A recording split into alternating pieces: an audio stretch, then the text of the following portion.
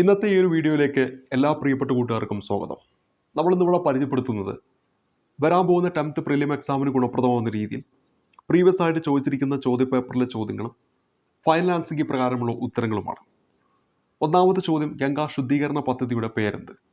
ഉത്തരമായിട്ട് വരേണ്ടത് നമാമി ഗംഗ എന്നാണ്.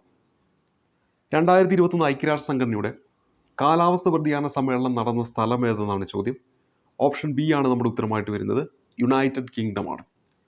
ഇവിടെ നമുക്ക് അറിഞ്ഞിരിക്കേണ്ടത് 2024 ഐക്യരാഷ്ട്ര സംഘടനയുടെ കാലാവസ്ഥ വ്യതിയാന സമ്മേളനം നടന്നത് എവിടെയാണ്? ഇവിടെ ഉത്തരമായിട്ട് വരേണ്ടത് അസർബൈജാനിലെ ബാക്കു ആണെന്ന് കാര്യം ഓർത്തിരിക്കുക. അസർബൈജാനിലെ ബാക്കു എന്ന് പറയുന്ന സ്ഥലത്ത് വെച്ചാണ് 2024 COP29 നടന്നത്. ഐക്യരാഷ്ട്ര സംഘടനയുടെ കാലാവസ്ഥ വ്യതിയാന സമ്മേളനം 2024 നടന്ന എവിടെ വെച്ചിട്ടാണ്? നമ്മുടെ അസർബൈജാനിലെ ബാക്കുവിൽ വെച്ചിട്ടാണ്. ഇനി 2023 വരുമ്പോൾ COP28 ആണ്. 2023 കാലാവസ്ഥ വ്യതിയാന സമ്മേളനം നടന്നത് എവിടെ വെച്ചാണെന്ന് ചോദിച്ചാൽ UAE എന്നതാണ് ഉത്തരമായിട്ട് വരിക. UAEയിലെ ദുബായിൽ വെച്ചിട്ടാണ് ഇത് നടന്നത്. UAEയിലെ ദുബായിൽ വെച്ചിട്ടാണ് നടന്നത്. COP28 നടന്നത് ദുബായിൽ വെച്ചിട്ടാണ്, അല്ലെങ്കിൽ UAEയിൽ വെച്ചിട്ടാണ്. ഇനി COP27 ഉണ്ട്.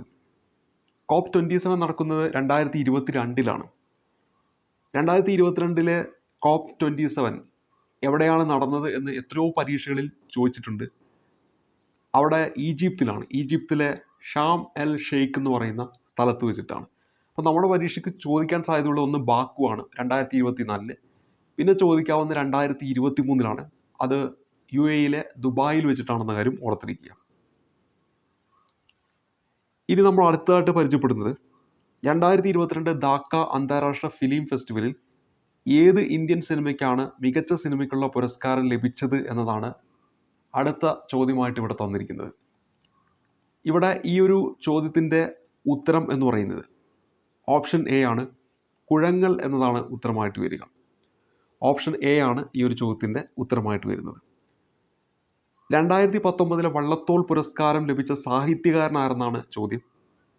ഇവിടെ ഉത്തരമായിട്ട് വരുന്നത് പോൾ സക്രിയ എന്നതാണ്. ഓപ്ഷൻ സി ആണ് ഈ ഒരു ചോദ്യത്തിൻ്റെ ഉത്തരമായിട്ട് വരിക. ഏറ്റവും അവസാനമായിട്ട് വള്ളത്തോൾ അവാർഡ് നൽകുന്നത് പോൾ സക്രിയയ്ക്കാണ്. 2019 പിന്നീട് ഇങ്ങോട്ട് പ്രഖ്യാപിച്ചിട്ടില്ല. ആദ്യമായിട്ട് കിട്ടുന്നത് പാല നാരായണൻ നായർക്കാണെന്ന കാര്യം ഓർത്തിരിക്കുക. പിന്നെ വള്ളത്തോൾ പുരസ്കാരം രണ്ടാമത് കിട്ടിയത് സൂര്യനാട് കുഞ്ഞൻപിള്ളയ്ക്കും, അതേപോലെ തന്നെ 1993 ബാലാമണി അമ്മയ്ക്കും വൈക്കം മുഹമ്മദ് ബഷീറിനും കിട്ടി. അപ്പോൾ ആദ്യമായിട്ട് ലഭിച്ച വനിത ബാലാമണി അമ്മയാണ്. 2022-21 കേന്ദ്ര ബജറ്റ് അവതരിപ്പിച്ച ധനമന്ത്രി നിർമ്മല സീതാരാമനാണ്. ഇപ്പോൾ 2022-23 ചോദിച്ചാലും 23-24 ചോദിച്ചാലും ഉത്തരമായിട്ട് വരേണ്ടത് നിർമ്മല സീതാരാമനാണ്. അപ്പോൾ നിലവിൽ നമ്മുടെ ധനമന്ത്രി ആരെന്ന് ചോദിച്ചാൽ നിർമ്മല സീതാരാമനാണ്. റഷ്യ ഉക്രൈൻ യുദ്ധത്തിൽ തകർന്ന ലോകത്തിലെ ഏറ്റവും വലിയ ഉക്രൈൻ നിർമ്മിത വിമാനം ഏതെന്നാണ് ചോദ്യം. അപ്പോൾ അന്നത്തെ ആ ഒരു കറണ്ട് അഫയേഴ്സുമായി ബന്ധപ്പെട്ട് ചോദിച്ച ഒരു ചോദ്യമാണ് ഇവിടെ നൽകിയിരിക്കുന്നത്. ഇവിടെ നമ്മൾ ഉത്തരമെന്ന് പറയുന്ന ഓപ്ഷൻ സി ആണ്, AN 225 മരിയ എന്നതാണ് ഉത്തരമായിട്ട് വരിക. 2021 മേജർ ധ്യാൻചന്ദ് ഖേൽരത്ന പുരസ്കാരം നേടിയ മലയാളി ആരെന്നാണ് ചോദ്യം. ഇവിടെ PR ശ്രീജേഷ് എന്നാണ് ഉത്തരമായിട്ട് വരേണ്ടത്. 2021 മേജർ ധ്യാൻചന്ദ് ഖേൽരത്ന പുരസ്കാരം നേടിയത് PR ശ്രീജേഷ് ആണ്. ഇനി 2022 വരുമ്പോൾ 2 പേരുണ്ട്. അതിലൊന്ന് ശരത് കമലാണ്, അദ്ദേഹം ടേബിൾ ടെന്നീസ് താരമാണ്. മറ്റൊന്ന് ചിരാഗ് ഷെഡ്ഡിയാണ്, അദ്ദേഹം ബാഡ്മിൻ്റൺ താരമാണ്. അത് 2023 അപ്പോൾ 2022 വരുമ്പോൾ അവിടെ ഓർത്തിരിക്കേണ്ടത് ശരത് കമൽ എന്ന പേര് മാത്രമാണ്. ടേബിൾ ടെന്നീസ് താരമായിട്ടുള്ള ശരത് കമലാണ്. 2023 ചിരാഗ് ഷെഡ്ഡി. അപ്പോൾ നമ്മൾ 2023 നമ്മൾ ഓർത്തിരിക്കുക. 2023 അവസാനമായിട്ട് പ്രഖ്യാപിച്ചത്. അത് ലഭിച്ച ഒരു പേരാണ് ചിരാഗ് ഷെഡ്ഡി എന്ന പേര് ഓർത്തിരിക്കുക. അദ്ദേഹം ബാഡ്മിൻ്റൺ ആണ് അദ്ദേഹത്തിൻ്റെ ഇനം. ഇനി മറ്റൊന്ന് സാത്വിക് സായിരാജ് രംഗറെഡ്ഡി എന്ന് പറയുന്ന ബാഡ്മിൻ്റൺ താരമാണ്. അപ്പോൾ 2023 2 പേർക്കുണ്ട്. അതിലൊരു പേര് ചിരാഗ് ഷെഡ്ഡി, മറ്റൊരു പേര് സാത്വിക് സായിരാജ് രംഗറെഡ്ഡി എന്ന പേര് ഓർക്കുക. അപ്പോൾ നമ്മളോട് ചോദിക്കാവുന്ന ഒരു ചോദ്യമാണ് ഇത്. സാത്വിക് സായിരാജ് രംഗറെഡ്ഡി എന്ന പേരാണ് ഇവിടെ നമ്മൾ ഓർത്തു വെക്കേണ്ടത്. അപ്പോൾ സാത്വിക് സായിരാജ് രംഗറെഡ്ഡി 2023 ലഭിച്ച 2 പേരുകൾ. ഒന്ന് ചിരാഗ് ഷെഡ്ഡി, മറ്റൊന്ന് സാത്വിക് സായിരാജ് രംഗറെഡ്ഡി. ഇവർ രണ്ടുപേരും ബാഡ്മിൻ്റൺ കളിക്കാരാണ്. ഇനി ശരത് കമാലിനാണ് 2022 ലഭിച്ചത്. അദ്ദേഹം ടേബിൾ ടെന്നീസ് താരമാണ്. ഇവിടെ നമ്മൾ പരീക്ഷയ്ക്ക് വന്നിരിക്കുന്ന 2021. നിലവിലെ കേരള നിയമസഭാ സ്പീക്കർ ആരാണ്? AN സംഷീർ എന്നാണ് ഉത്തരമായിട്ട് വരിക. ഓപ്ഷൻ സി ആണ് ഈ ഒരു ചോദ്യത്തിൻ്റെ ഉത്തരമായിട്ട് വരേണ്ടത്.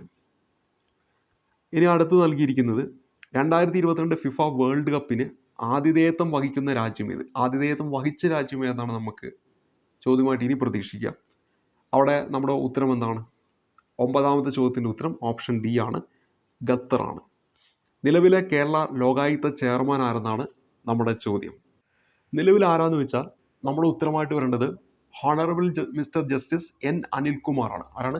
N അനിൽകുമാർ എന്ന പേരാണ് ഓർത്തിരിക്കേണ്ടത്. N അനിൽകുമാർ. അപ്പോൾ നിലവിൽ നമ്മുടെ കേരള ലോകായുക്ത ആരെന്ന് ചോദിച്ചാൽ ഉത്തരമായിട്ട് വരേണ്ടത് N അനിൽകുമാർ ആണ്. ജസ്റ്റിസ് N അനിൽകുമാർ ആണ് ഉത്തരമായിട്ട് വരിക. കേരളത്തിൻ്റെ തീരപ്രദേശം ഏതു പേരിലാണ് അറിയപ്പെടുന്നതെന്നാണ് നമ്മുടെ ചോദ്യമായിട്ട് ചോദിച്ചിരിക്കുന്നത്. ഇവിടെ നമ്മൾ ഉത്തരമായിട്ട് വരേണ്ടത് ഓപ്ഷൻ സി ആണ്, മലബാർ തീരസമുദ്രം എന്നാണ്. അറബിക്കടലിൽ സ്ഥിതി ചെയ്യുന്ന ഇന്ത്യയുടെ ദ്വീപ് സമൂഹം ഓപ്ഷൻ എ ആണ്, ലക്ഷദ്വീപ് എന്നാണ് ഉത്തരമായിട്ട് വരേണ്ടത്. അടുത്ത ചോദ്യത്തിലേക്ക് വരാം. വടക്കേ ഇന്ത്യ, തെക്കേ ഇന്ത്യ എന്നിങ്ങനെ ഇന്ത്യയെ രണ്ടായി വേർതിരിക്കുന്ന അക്ഷാംശ രേഖ. ഇവിടെ നമ്മുടെ ഉത്തരം ഏതാണ്?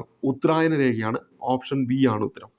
ഇന്ത്യയെ ശ്രീലങ്കയിൽ നിന്ന് വേർതിരിക്കുന്ന സമുദ്രഭാഗം ഏതാണ്? ഇവിടെ നമ്മുടെ ഉത്തരമായിട്ട് വരേണ്ടത് ഓപ്ഷൻ ഡി ആണ്, മാന്നാർ കടലിടുക്കാണ്. ഇന്ത്യയിലെ ദേശീയ ജലപാത 3 ബന്ധിപ്പിക്കുന്ന സ്ഥലങ്ങൾ ഏതെല്ലാം? ദേശീയ ജലപാത 3 എന്ന് പറയുമ്പോൾ കൊല്ലം കോട്ടപ്പുറം. ഓപ്ഷൻ സി ആണ് നമ്മുടെ ഉത്തരമായിട്ട് വരിക. നമ്മുടെ കേരളത്തിലൂടെ കടന്നു പോകുന്നു. അത് ശരിക്കും കൊല്ലം ടു കോഴിക്കോടാണ്, പക്ഷേ ഓപ്ഷനിൽ കൊല്ലം കോട്ടപ്പുറമാണ്. കേരളം, തമിഴ്നാട് സംസ്ഥാനങ്ങളിലെ തീരദേശ മണലിൽ നിന്ന് ലഭിക്കുന്ന ആണവോർജ്ജ ധാതു എന്നാണ് അടുത്ത ചോദ്യം. ഇവിടെ നമ്മുടെ ഉത്തരമായിട്ട് വരേണ്ടത് തോറിയമാണ്. ഇതെപ്പോഴും PSC ചോദിക്കുന്നൊരു ചോദ്യമാണ്. കേരളം, തമിഴ്നാട് സംസ്ഥാനങ്ങളിലെ തീരദേശ മണലിൽ നിന്ന് ലഭിക്കുന്ന ആണവോർജ്ജ ധാതുവാണ് തോറിയം. അടുത്തത് ഇന്ത്യയിലെ ഏറ്റവും വലിയ എണ്ണപ്പാടം ഏതെന്നാണ് ചോദ്യം. ഇവിടെ ഉത്തരം മുംബൈ ഹൈ ആണ്, എണ്ണപ്പാടമാണ്. കൃഷിയും അനുബന്ധ പ്രവർത്തനങ്ങളും ഉൾപ്പെടുന്ന സാമ്പത്തിക പ്രവർത്തന മേഖല ഏതാണ്? കൃഷിയും അനുബന്ധ പ്രവർത്തനങ്ങളും. അപ്പോൾ അത് ഏതാണ്? പ്രാഥമിക മേഖലയാണ്. ഓപ്ഷൻ ഡി ആണ് നമ്മുടെ ഉത്തരമായിട്ട് വരിക. ഇന്ത്യയിലെ ആദ്യത്തെ റോക്കറ്റ് വിക്ഷേപണ കേന്ദ്രം ഏതാണ്? തുമ്പയാണ്. ഓപ്ഷൻ സി ആണ് നമ്മുടെ ഉത്തരമായിട്ട് വരിക. ഇന്ത്യയിലെ ഏറ്റവും വലിയ പൊതുമേഖലാ സംരംഭം ഏതാണ്? ഇവിടെ നമ്മുടെ ഉത്തരമായിട്ട് വരുന്നത് ഓപ്ഷൻ ബി ആണ്, ഇന്ത്യൻ റെയിൽവേ ആണ്. വന്ദേമാതരം എന്ന രാഷ്ട്രഗീതം 1882 ബംഗാളി നോവലിസ്റ്റായ ബങ്കിം ചന്ദ്ര ചാറ്റർജി എഴുതിയ ഒരു നോവലിൽ നിന്ന് എടുത്തിട്ടുള്ളതാണ്. ഏതാണ് നോവല്? ആനന്ദമഠമാണ്. ഓപ്ഷൻ ഡി ആണ് നമ്മുടെ ഉത്തരമായിട്ട് വരിക.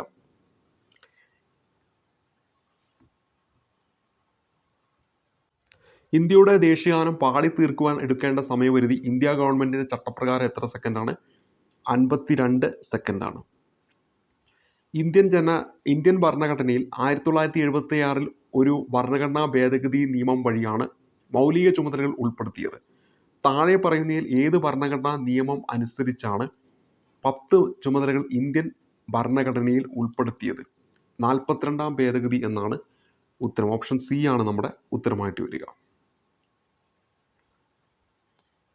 ഇന്ത്യൻ ഭരണഘടനയുടെ ഭാഗം 3 പൗരന്മാർക്ക് ചില മൗലികാവകാശങ്ങൾ ഉറപ്പു നൽകുന്നു. താഴെ പറയുന്നതിൽ ഒരു അവകാശം ഭാഗം 3-ൽ ഉൾപ്പെടുത്തിയിട്ടില്ല. ഏതാണ് ആ അവകാശം? ഇവിടെ നമ്മുടെ ഉത്തരമെന്ന് പറഞ്ഞാൽ ഏതാണ്? തുല്യ ജോലിക്ക് തുല്യ വേതനത്തിലുള്ള അവകാശം എന്നാണ്. അത് നമ്മുടെ ഡയറക്റ്റീവ് പ്രിൻസിപ്പിൾസിൻ്റെ ഭാഗത്താണ് പറഞ്ഞു പോകുന്നത്. ഓപ്ഷൻ ബി ആണ് ഉത്തരമായിട്ട് വരിക. ഇന്ത്യൻ ഭരണഘടനയുടെ വകുപ്പ് ആർട്ടിക്കിൾ 21 6 മുതൽ 14 വയസ്സ് വരെയുള്ള കുട്ടികൾക്ക് സൗജന്യവും നിർബന്ധിതവുമായ വിദ്യാഭ്യാസം ഒരു മൗലികാവകാശമായി ഉറപ്പു നൽകുന്നു.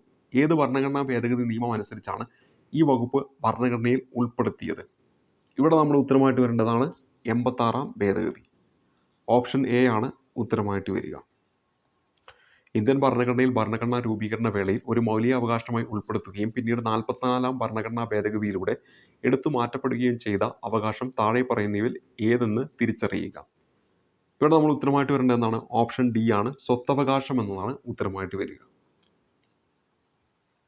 അടുത്തത് താഴെ പറയുന്നവയിൽ ഏത് വകുപ്പിനെയാണ് ഡോക്ടർ BR അംബേദ്കർ ഇന്ത്യൻ ഭരണഘടനയുടെ ആത്മാവെന്ന് വിശേഷിപ്പിച്ചത്?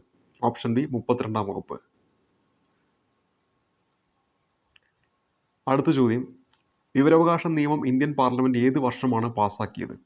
ഉത്തരം ഓപ്ഷൻ ഡി 2005-ലാണ്. അടുത്ത ചോദ്യം, ദേശീയ മനുഷ്യാവകാശ കമ്മീഷനെ പറ്റി താഴെ പറയുന്ന പ്രസ്താവനയിൽ തെറ്റായത് കണ്ടെത്തുക എന്നാണ് നമ്മുടെ ചോദ്യം. ഇവിടെ എ എന്ന് പറയുന്ന ഓപ്ഷൻ, മനുഷ്യാവകാശ ലംഘനം നടത്തുന്ന വ്യക്തികൾക്കും സ്ഥാപനങ്ങൾക്കുമെതിരെ ശിക്ഷാ നടപടികൾ സ്വീകരിക്കാൻ കമ്മീഷൻ അധികാരമുണ്ട്. അത് തെറ്റാണ്. ശിക്ഷാ നടപടികൾ സ്വീകരിക്കാൻ അധികാരമില്ല. അപ്പോൾ ഓപ്ഷൻ എ ആണ് നമ്മുടെ ഉത്തരമായിട്ട് വരിക. ദേശീയ മനുഷ്യാവകാശ കമ്മീഷന്റെ ആദ്യത്തെ ചെയർപേഴ്സൺ ഡോക്ടർ രംഗനാഥൻ മിശ്രയാണ്. ശരിയാണ്. മനുഷ്യാവകാശ ലംഘനം സംബന്ധിച്ച പരാതികളിൽ അന്വേഷണം നടത്താൻ കമ്മീഷൻ അധികാരമുണ്ട്. ദേശീയ മനുഷ്യാവകാശ കമ്മീഷൻ 1993 പാർലമെന്റ് പാസാക്കിയ മനുഷ്യാവകാശ സംരക്ഷണ നിയമപ്രകാരം നിലവിൽ വന്ന സ്ഥാപനമാണ്. ഇത്രയും എന്താണ്? ശരിയാണ്. ഇനി ഇന്ത്യയുടെ ദേശീയ പതാകയുടെ മാതൃക ഭരണഘടനാ നിർമ്മാണ സമിതി ഔദ്യോഗികമായി അംഗീകരിച്ചത് ഏത് ദിവസമാണ്? അത് ഓപ്ഷൻ സി 22 ജൂലൈ 1947 എന്നാണ് ഉത്തരമായിട്ട് വരേണ്ടത്. ബ്രിട്ടീഷ് രേഖകളിൽ പൈച്ചിരാജ, കൊട്ടിയോട്ട് എന്നീ പേരുകൾ അറിയപ്പെടുന്ന ഭരണാധികാരിയാണ് പഴശ്ശിരാജ.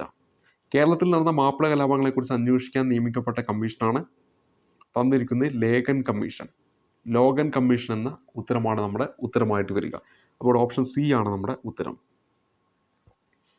തരിസാപ്പള്ളി ലിഖിതം എഴുതി തയ്യാറാക്കിയത് അയ്യനടികൾ തിരുവടികളാണ്. അയ്യനടികൾ തിരുവടികൾ.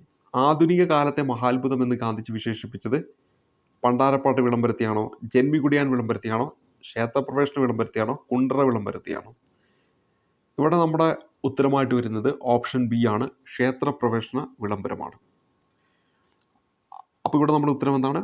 ഓപ്ഷൻ ബി ആണ് ഈ ഒരു ചോദ്യത്തിൻ്റെ ഉത്തരമായിട്ട് വരിക, ക്ഷേത്രപ്രവേശന വിളംബരം. ഇനി അടുത്ത് നൽകിയിരിക്കുന്നത്, തിരുവിതാംകൂർ സൗജന്യവും നിർബന്ധിതമായ വിദ്യാഭ്യാസം നടപ്പിലാക്കിയ ഭരണാധികാരിയായി. ഉത്തരമായിട്ട് വരേണ്ടത് റാണി ഗൗരി പാർവതിബായി ആണ്. ഓപ്ഷൻ ബി ആണ് ഉത്തരം. രാജ്യസമാചാരം എന്ന പത്രം ആരംഭിച്ചത് ആരാണ്? രാജ്യസമാചാരം ആരാണ്? ഹെർമൻ ഗുണ്ടർട്ടാണ്. 36ന്റെ ഉത്തരം എ ആണ്. തുലാമ്പത്ത് സമരം എന്നറിയപ്പെടുന്ന ഏതാണ്? തുലാമ്പത്ത് സമരം പണ്ട് മുതലേ PSC ചോദിക്കുന്നതാണ്. ഇവിടെ പുന്നപ്ര വയലാർ സമരമാണ്. മലബാർ ബ്രിട്ടീഷുകാർക്ക് ലഭിക്കാനിടയായ ഉടമ്പടി ഏതാണ്? ശ്രീരംഗപട്ടണ ഉടമ്പടി 1792. കണ്ണീരും കിനാവും എന്ന ഗ്രന്ഥം രചിച്ചത് VT ഭട്ടതിരിപ്പാട്. മലയാളി മെമ്മോറിയൽ എഴുതി തയ്യാറാക്കിയ വർഷം 1891. ഇവിടെ 40ാമത്തെ ചോദ്യത്തിൻ്റെ ഉത്തരമായിട്ട് വരുന്നത് ഓപ്ഷൻ ബി ആണ്. ഓപ്ഷൻ ബി ആണ് ഉത്തരമായിട്ട് വരിക. ക്രിക്കറ്റ് ഇതിഹാസമായിരുന്ന ഷെയ്ൻ ബോണ്ടിൻ്റെ ജന്മസ്ഥലം ഏതാണ്? ക്രിക്കറ്റ് ഇതിഹാസമായ ഷെയ്ൻ ബോണ്ടിൻ്റെ ജന്മസ്ഥലം ഏതാണ്? ഓസ്ട്രേലിയയാണ്. പിങ് പോങ് എന്നറിയപ്പെടുന്ന കായിക ഇനം എന്താണ്? ഏത് ഇതുമായിട്ട് ബന്ധപ്പെട്ടതാണ് പിങ് പോങ് എന്ന് പറയുന്നത്? അവിടെ നമ്മുടെ ടേബിൾ ടെന്നീസുമായിട്ട് ബന്ധപ്പെട്ടതാണ്. ഇനി അടുത്തതായിട്ട് നമ്മൾ പരിചയപ്പെടുന്നത് 43ാമത്തെ ചോദ്യമാണ്. ഹോക്കി കളിയിലെ മാന്ത്രി എന്നറിയപ്പെടുന്ന കായിക താരമാരാ? ഉത്തരമായിട്ട് വരേണ്ട ഓപ്ഷൻ എ ആണ്, ധ്യാൻചന്ദ് ആണ്. 43ാം ചോദ്യം ഓപ്ഷൻ എ. പൂക്കോട് തടാകം സ്ഥിതി ചെയ്യുന്ന ജില്ല നമുക്ക് എല്ലാവർക്കും അറിയാം, വയനാട്. പാലക്കാട് ജില്ലയിലെ നിത്യഹരിത വനം സൈലന്റ് വാലി. ഓപ്ഷൻ ബി ആണ് ഉത്തരമായിട്ട് വരിക. കേരളത്തിലെ നാടുകളെക്കുറിച്ച് വിവരങ്ങൾ ലഭിക്കുന്നത് എവിടെ നിന്നാണെന്നാണ് നമ്മുടെ ചോദ്യം. ഇവിടെ വട്ടെഴുത്ത് ലിഖിതം എന്നതാണ് ഉത്തരമായിട്ട് വരിക. അപ്പം 46ാമത്തെ ചോദ്യം, കേരളത്തിലെ നാടുകളെക്കുറിച്ച് വിവരങ്ങൾ ലഭിക്കുന്നത് ഓപ്ഷൻ സി വട്ടെഴുത്ത് ലിഖിതം. കേരളത്തിലെ ഏറ്റവും വലിയ ഭൂഗർഭ ജലവൈദ്യുത നിലയം ഏതാണ്? ഉത്തരമായിട്ട് വരേണ്ടത് മൂലമറ്റമാണ്. Option D. പ്രാചീന കാലത്ത് ചൂർണി എന്നറിയപ്പെട്ട നദി ഏതാണ്? ഉത്തരമായിട്ട് വരേണ്ടത് 48ാം ചോദ്യം പെരിയാറാണ്. 5 തിണകളിൽ നെയ്തൽ എന്തിനെയാണ് സൂചിപ്പിക്കുന്നത്? 5 തിണകളിൽ നെയ്തൽ എന്തിനെയാണ് സൂചിപ്പിക്കുന്നത്? അവിടെ ഉത്തരം ഓപ്ഷൻ ഡി ആണ്, കടൽ തീരത്തെയാണ് സൂചിപ്പിക്കുന്നത്. സംഘകാലഘട്ടത്തിൽ ഉപ്പ് വ്യാപാരികൾ ഏത് പേരിൽ അറിയപ്പെടുന്നു? സംഘകാലഘട്ടത്തിൽ ഉപ്പ് വ്യാപാരികൾ ഏത് പേരിൽ അറിയപ്പെട്ടിരുന്നു? ഇവിടെ നമ്മൾ ഉത്തരമായിട്ട് വരേണ്ടത് ഉമണർ എന്നതാണ്. എന്താണ്? ഓപ്ഷൻ എ ആണ് ഉത്തരം, ഉമണർ എന്നതാണ് ഉത്തരമായിട്ട് വരിക. അപ്പോൾ നമ്മളിവിടെ പരിചയപ്പെട്ടത് പ്രീവിയസ് ആയിട്ട് പ്രിലിം എക്സാമിൽ ചോദിച്ച 50 ചോദ്യങ്ങളാണ്. അതിൻ്റെ ഉത്തരങ്ങൾ നമ്മൾ പരിചയപ്പെട്ടു. തുടർന്നുള്ള ക്ലാസ്സിൽ പ്രീവിയസ് ചോദ്യങ്ങളായിട്ട് കണ്ടുമുട്ടാം. അതുവരേക്കും നന്ദി, നമസ്കാരം.